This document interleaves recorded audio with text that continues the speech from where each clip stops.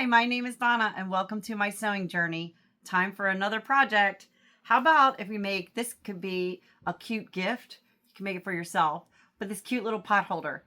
I found this fabric at Boho Fabrics and it's a moda and I just love it because it's kind of a Christmassy theme. It's actually part of their Christmas collection and I just thought it was absolutely adorable. And so I'm going to show you how to make this. But before we make this, let's talk about batting and the supplies that you're going to need. It's super important. Now, the one that I made is not microwave safe. Let me repeat, this is not microwave safe. And the reason it's not is because of the type of batting that I use. I use two battings to make this, and one of them is Insulbright. And what I love about this batting is it works really well for reflecting the heat back to the source. So when you make a pot holder or a heating pad, like when you put on your table, like a trivet type thing, or a bowl cozy, anything like that, keep in mind that if you use this product, while it's wonderful, you cannot put it in the microwave because it has metal flakes in there and it'll cause a disaster for your microwave. So I use this, as well as Helen makes one that's called Wrap and Zap. This is 100% cotton batting. So if you're going to make something that you're going to put in the microwave, you want to use 2 layers of this. For the project that we're going to make right now, which is not microwave safe, let me keep repeating that, I'm going to use 1 layer of each. But I just wanted to point it out. If you're doing something that you do intend to put in the microwave, double layer of Wrap and Zap or any other type of 100% natural cotton fiber batting. The other thing that you want to use is 100% cotton, thread, and fabric. And the reason that's so important is because if it has any type of polyester or other fiber in it, it could melt in the microwave and create some toxic fumes, which are really unhealthy for you. So you want to make sure everything that you use in your project when you're dealing with heat related projects is going to be 100% cotton. So if it's going to be like a trivet or a hot pad or a pot holder or an oven mitt, anything that you're making, whatever you're making, if it's going to be involved in dealing with heat, like hot pots or hot bowls or anything like that, 100% everything that you use, 100% cotton fabric, 100% cotton thread. And again, the reason that you want to do that is that, first of all, any type of polyester, that thread will melt and your project will fall apart. Secondly, it releases toxic fumes that are really unhealthy for you. So whenever you do a project like this, make sure you're using 100% cotton. So with that said, I'm using 100% cotton thread, 100% cotton, and it's Moda. So the first thing that you're going to need is you're going to make the loop, the little loop. And this is 3 inches by 6 inches. And I fold it in half and fold it in half again. And I put a little piece of interfacing in mine. If you are making something that's going to be going into the microwave, do not put anything in here because if you're going to put it in the microwave, this will melt because this is not 100% cotton. But since this won't be touching anything that's heated because it's my loop, I put it in here just to give it a little bit of structure. But if you're making something that you may be putting in the microwave, do not put any interfacing. Okay, but I did because this part isn't going to be in the microwave.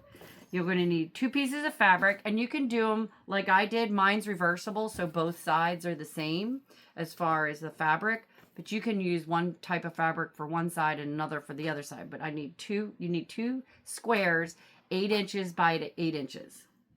Then you're going to need 2 batting pieces. Now, again, I use the Insulbright, which has the little metal flakes in it. Mine is not going in the microwave. 7.5 by 7.5, and then I use 100% cotton batting, 7.5 by 7.5. And the reason that you do want to use cotton batting in something like this is heated things do have a tendency to have some moisture, and the cotton will help with like kind of wicking, so everything won't get really wet. So if you're gonna do something and you're using Insulbright, I still recommend using 100% cotton batting. So 2 pieces of batting, 7.5 by 7.5. Let's get sewing. Okay, the first 2 steps that you're going to do is you're going to stitch your loop, and I stitched both sides 1 1/8 inch on both sides.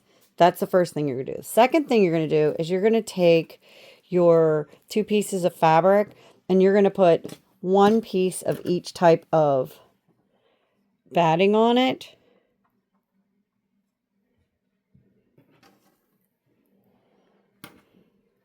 And just center it.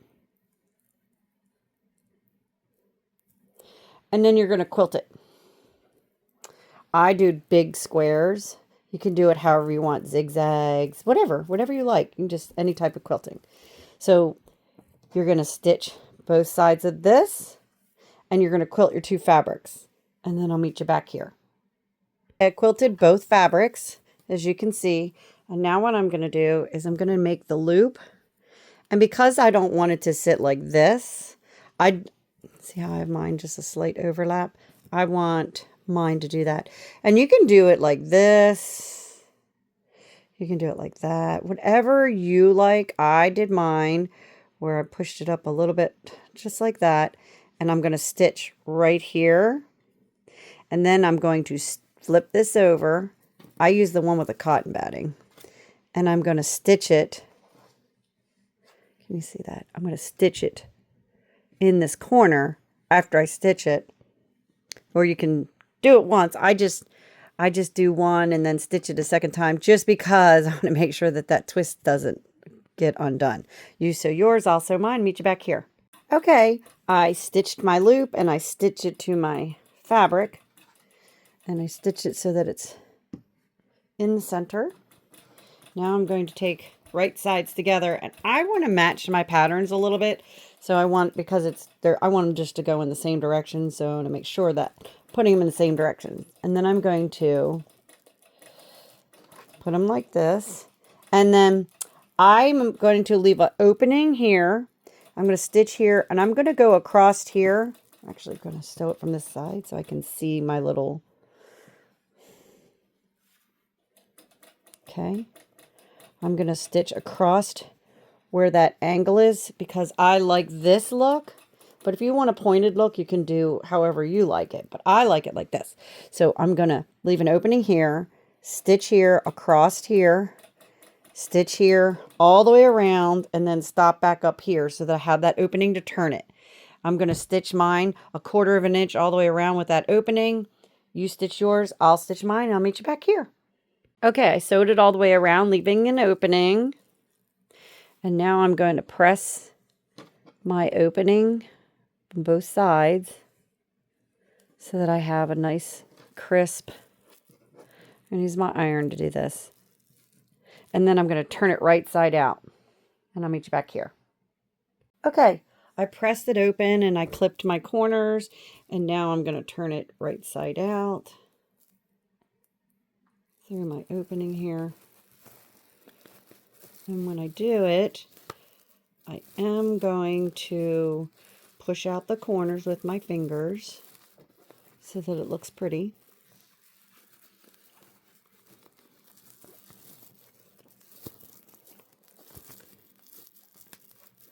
Push out all 4 corners. Don't use your scissors, but if you need to use a tool, you can. And when I pull to my loop corner, I just pull on it.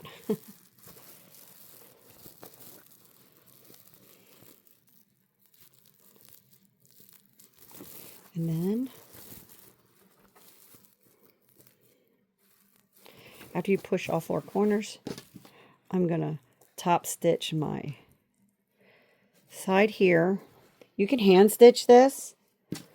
You can hand stitch this or you can top stitch it. I top stitched mine. And then you're going to top stitch all the way around. I want to point out that when you go up here, you just top stitch like that. So it looks like it has a border, so you don't need any binding. And you just go all the way around and turn at your corners, making sure that you still leave that 1/4 inch seam all the way around. So it ends up like this. So I'm going to sew mine, you sew yours, and I'll meet you back here. Okay, we're all finished. There's the finished product. Isn't that just adorable? And now I have 2. So if you enjoyed making this project with me, subscribe and follow me for more, and we'll do more projects together. Have a great day sewing.